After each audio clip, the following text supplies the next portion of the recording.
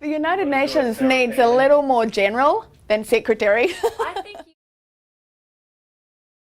Okay, I'm a wild card.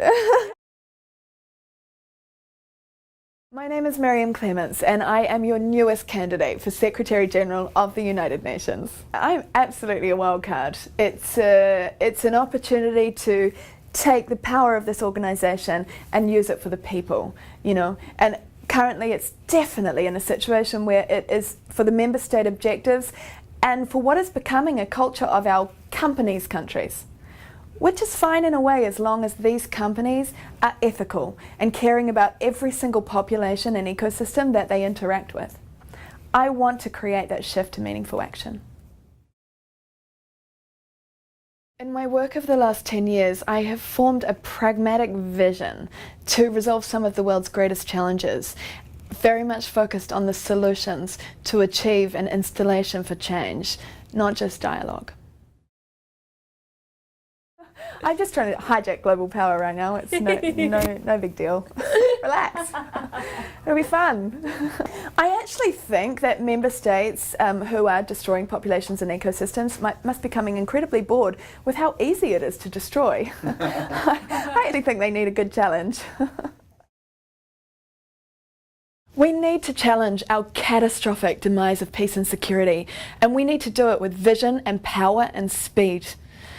Agreements to be made about agreements, to agree on agreements that were once made about agreements, it's got to end. If you just kept with Eleanor Roosevelt's original document, the Declaration of Human Rights, and the United Nations became an organisation of action to ensure that that document was fulfilled, we would have an incredible place to live and every person would have dignity and live with balance. If nothing else, if we just achieved that document, the change would be immense. We need to create a distinction between those who are causing harm and those who are leading the world to the sustainable future that we desperately need. We need to begin to see a balance in this economic equation where the consumption economies are not built on destroying the lives of others.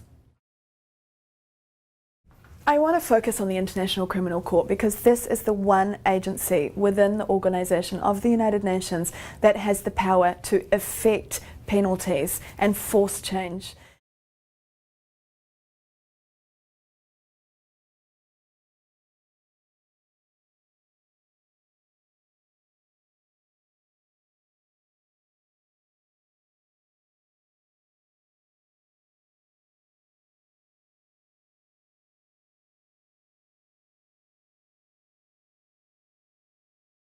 On Thursday 15th, the International Criminal Court announced that they would be using the existing Rome Statute to fight environmental destruction cases. For the last 5 years, I have lobbied all across the world to help people understand that this mechanism exists now in law that can stop environmental destruction. In doing so, I placed 4 arguments with the International Criminal Court that are registered and under review, and that's for protection of the Amazon, the coral reefs, the Arctic, underground water systems, our major life systems we need for survival, and our major ecosystems. If this law can come to life and we can establish one successful precedent or 2, then investors and decision makers will come to understand that when they make their decisions of what they're going to develop next, if they destroy, they will be held accountable.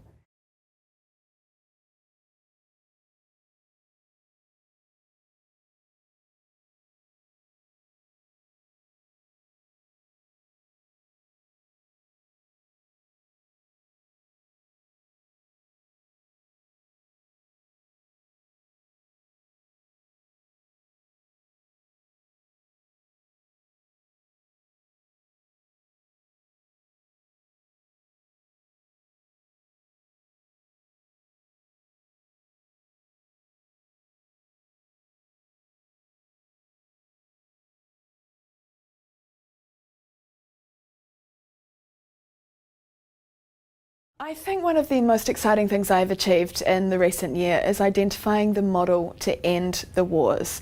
The International Criminal Court exists with the capability to end the war, but we end the model of war by rendering it non-profit, by seizing the profits of the defence industry, and no longer allowing them to build this ever-escalating military empire that none of the rest of us want. What is most incredible about this law is that if the case to end the Syrian war was transitioned from review to investigation tomorrow, they have the ability to seize all of the profits of war. But if that is then in trial rendered as restitution and reparation for the victims, then we suddenly have recovered an immensely powerful budget to rebuild the lives of refugees all over the world. If we have an existing mechanism that we can apply tomorrow that can seize the profits of war and create the defence industry a non-profit, we must use that. Future generations deserve peace. We have no right to destroy them for the profits of a few who own the defence industries or are operating in a sense of ego and fear and destruction. We must make a distinction between good and bad people. There are so many people in the world who have never known peace. And the United Nations has never known its full potential as our greatest protector, but it could. I think there needs to be a balance struck between representing the interests of member states and representing the interests of life on Earth and future generations and their rights, and that is who I stand for. I love Einstein's pacifist militant stance, where he impressed on us our need to fight for peace. And the United Nations is the most superb platform, and perhaps the only platform, that stands in the way between us and the explosion of the world. We need to fight for peace now.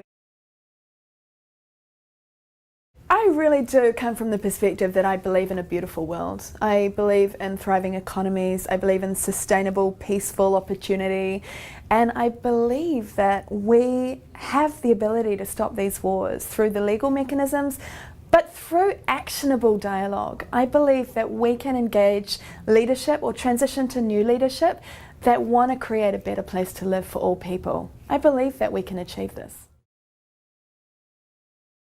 I believe the United Nations is just such an incredibly powerful platform for collaboration, and if we can transition the dialogue into meaningful action, then in a position of leadership we can bring huge contribution to force. There are so many incredible mechanisms, some of which I have worked on for years, others of which I discover all over the world, and there's so much capacity to give and create change. However, most do find that the United Nations is currently an organisation which blocks, shuts down and stops any possibilities to create change. This is what we need to transition.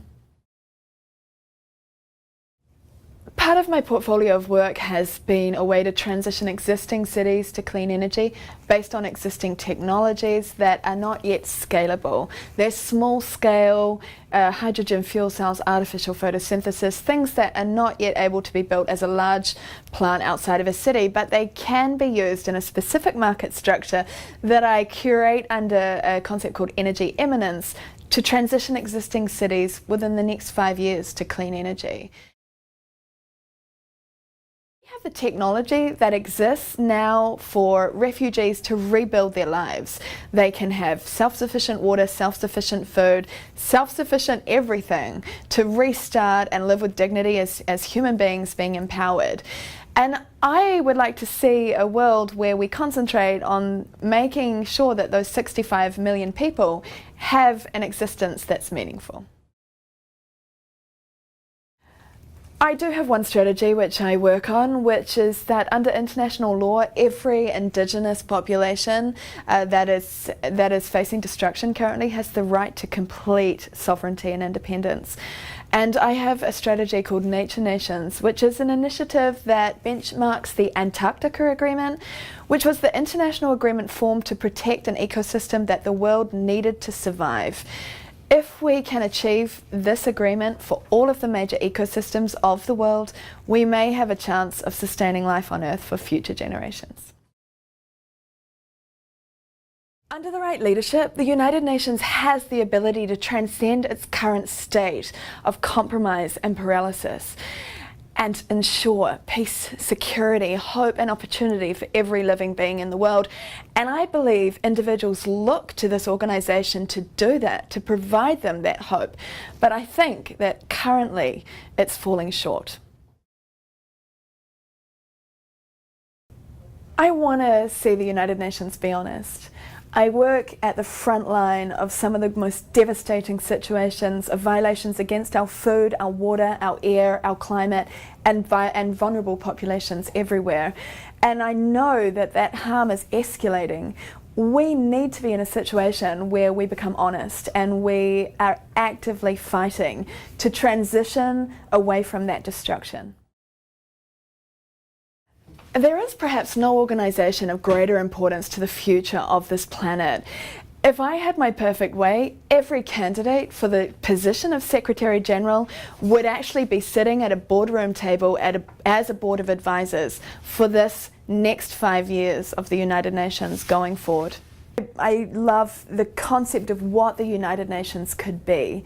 It's significant because it's about operating in balance and harmony as one, in unity, as a United Nations.